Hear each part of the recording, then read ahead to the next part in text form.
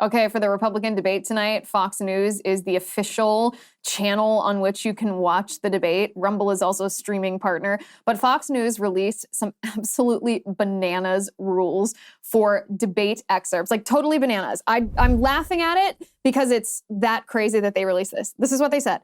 They said Fox News has secured exclusive media rights to the Fox News Republican primary debate with partners Young America's Foundation and Rumble, taking place in Milwaukee, Wisconsin, airing on Fox News Channel, as well as Fox News Radio, Fox News Mobile, foxnews.com on August 23rd, et cetera, et cetera.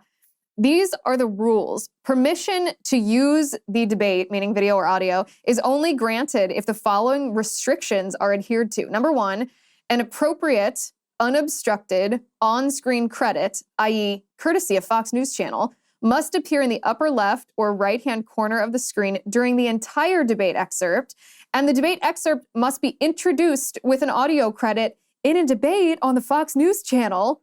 On radio, each excerpt must be introduced with the same audio credit. Oh, that's not all. That's not all. Number two, this restriction. During the 7-day period described in paragraph 4 below, you may not air more than a total amount of 3 minutes of excerpts from the debate in any one program, including video and audio.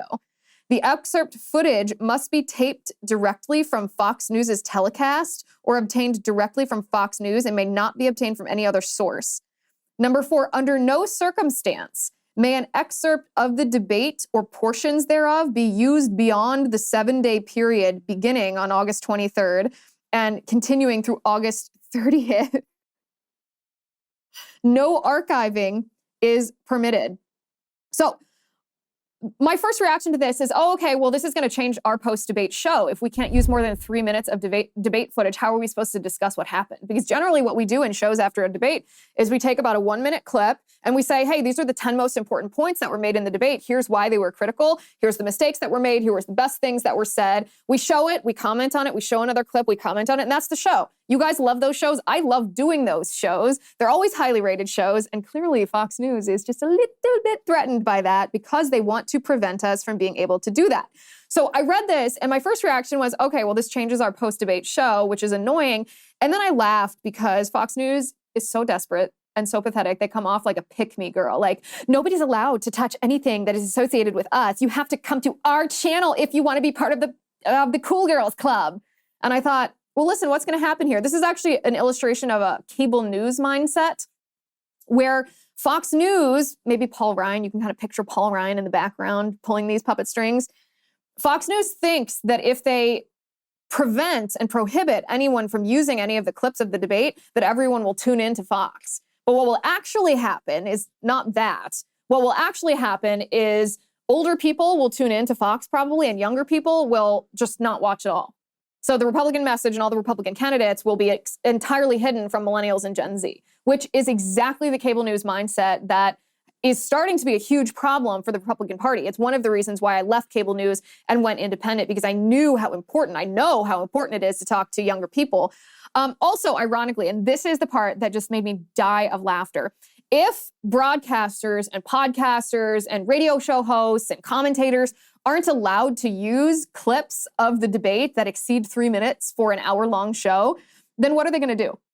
Instead, they're going to use clips from the Tucker Carlson interview with President Trump, and they're going to analyze that interview. So Fox News, who fired Tucker Carlson because he was defending Trump over January 6th, is actually through their, and I'm trying to think of a polite word that doesn't rhyme with witchy right here, but their little witchy rules here, they're actually driving people to watch the two people that arguably Fox News hates the most, Tucker Carlson and Donald Trump. So make of that what you will. You can see exactly what kind of strategic minds are working behind the scenes at Fox right now. Here's what should happen in the debate tonight, though. Here's what should happen in the debate. And this goes for all candidates. This is the only way this debate is going to be anything other than a disaster. All these candidates must do one thing. So regarding debate performance, there are, of course, 8 Republican candidates who will be on the stage tonight. I think most of us are probably just going to be looking at Ron DeSantis and looking at Vivek Ramaswamy. I'm going to look a little bit at Chris Christie just because what a spectacle that is. But none of the other candidates are realistic candidates, of course. But it doesn't matter. They're actually not up there to compete against each other, even though I understand it is a Republican primary debate. If they compete with each other, then they're just competing for second place because Trump is the front runner by such an enormous margin that if it ends up being DeSantis versus Ramaswamy and they're just trading barbs, then they end up looking like losers. The only way that this debate has an impact on the national political conversation is if it is a savage attack on Joe Biden and his destructive, evil policies from start to finish. These policies that have been forced on us, that violate our religious liberty, that violate our free speech, that try to label us as violent militia extremists, that want to indoctrinate our children with critical race theory and trans theory and moral relativism, that spend our money on Ukraine to the point where inflation is so high that our paychecks can't keep up. That Hunter Biden, by the way, is let off easy while Donald Trump is indicted, if this debate is to be a success, then it has to be savage and it has to be aimed at Joe Biden and it can't be a tit for tat among these candidates. And they can't spend the entirety of the time talking about Donald Trump. That just makes them look like losers. If they act in any way other than the way I just described, then it's just going to be an embarrassment for the Republican Party.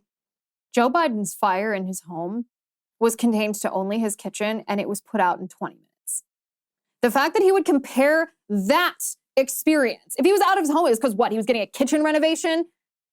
The fact that he would compare that experience to what happened in Maui, where through government neglect, after they'd been warned that there was a high risk of wildfires, they did nothing to prevent it. They didn't put wildlife or livestock on pastures of grass, wild grass, fire-prone grass where the sugar plantations were. They didn't turn off the electrical wires, even though they knew this storm was coming. They did nothing. There were no water in the fire hydrants. They didn't have an emergency system that worked. The fact that he would compare over 100 people who've been killed, 800 who haven't been accounted for, we don't know. Only the quote-unquote authorities in Hawaii know how many of those are children.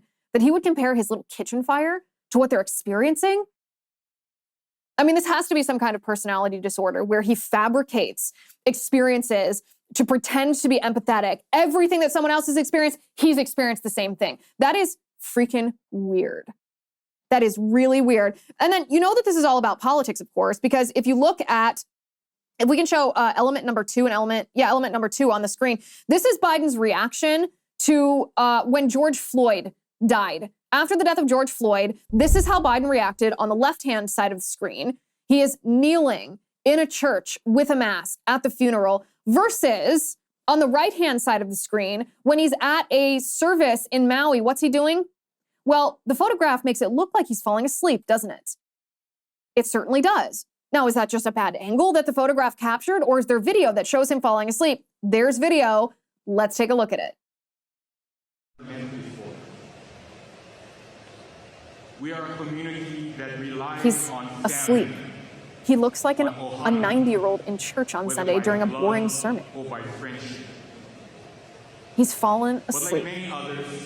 Why? Because this doesn't serve his political interests the way that the death of George Floyd did. Oh, look, he woke up. Took a little nap, then he woke up. Joe Biden. Hi guys, it's Liz Wheeler. Don't forget to watch my show, The Liz Wheeler Show, every night at 7 p.m. on the First TV. You can download the free First TV app, or you can visit thefirsttv.com/Liz and start watching today.